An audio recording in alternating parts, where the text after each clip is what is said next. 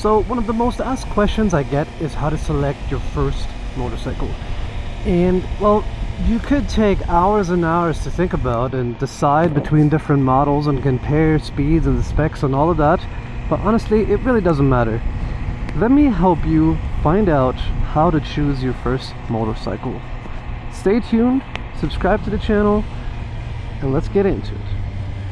So the most important thing I think for choosing a motorcycle is getting a bike that you are going to be absolutely in love with. The specs, the speed, all of that doesn't really matter. First and foremost, you should only be purchasing a bike that you are absolutely 100% in love with.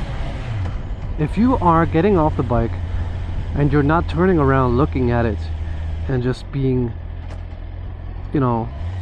completely in love with it, then it's probably not the right purchase. Overall, motorcycles are always an emotional purchase, right? No one really needs a motorcycle for day-to-day life. It's just not required. Look into the type of rider you are. If you are a sports bike rider, or if you are a naked bike rider, if you like it a bit more sporty, or if you like it a bit more comfortable, and then pick and choose based on those criteria. I'm gonna dissect the couple of different license classes for you and see what you should be paying attention to, especially when you're purchasing your first 125, right? That's much different compared to purchasing your first 650 or above. With 125, it's a bit more complicated. You have a couple of different things to think about.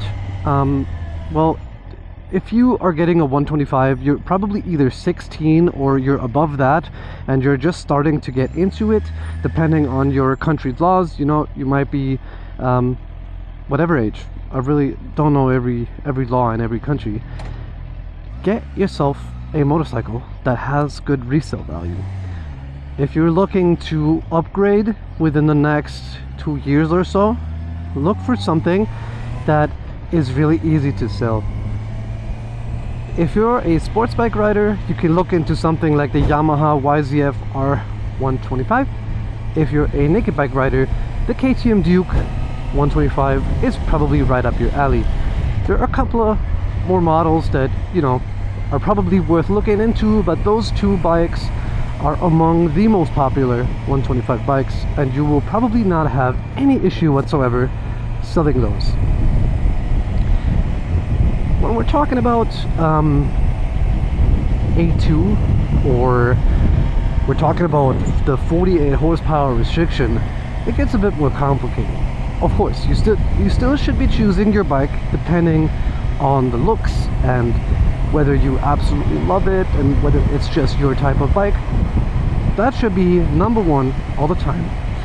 But now you're also looking at a category of bikes that can potentially be restricted from higher horsepower to 48. For example, the CBR 650R is an excellent A2 bike because it's really fun to ride. It has a lot of power even if it's restricted, and once you're unrestricting it, it feels it's a fully mature bike. It's a fully mature 650 bike.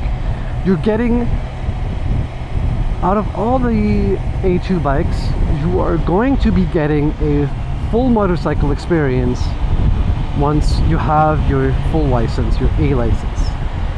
So you should be looking into a couple of different factors, especially how the bike performs when you unrestrict it. Are you going to keep it for as long to be able to unrestrict it, and things like that. Let's talk about, let's look at like a Ninja 650. One of the most popular bikes for beginners is the Ninja 650 because, well, it combines a really cool brand, Kawasaki Ninja, right? Like Ninja, it just sounds cool. They're probably not gonna be as much fun for a long time. So a couple of different things to really think about.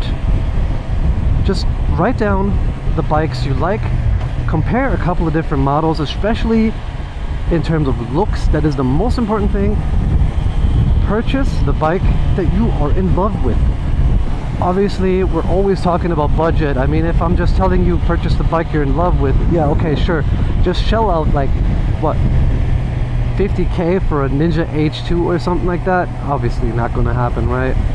Take it with a grain of salt, but you should totally be getting the bike that is for you first and foremost.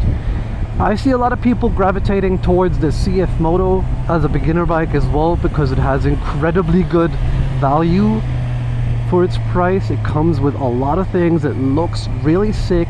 So if you haven't heard of it, look at the CF Moto 450 SS, or was it RSS, something like that.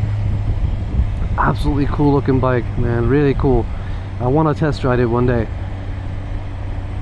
Let's say you are a bit of an older, mature rider.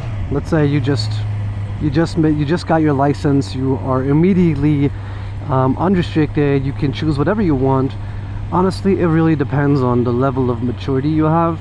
If you're comfortable purchasing a leader bike for your first bike, sure, go for it. I mean, you're never going to be using the full power in street use, right?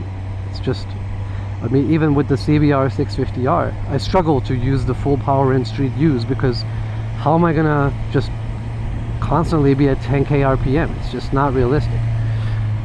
But if you're comfortable doing that, if you're comfortable, if you're a mature rider, just go for it. Purchase the bike you want.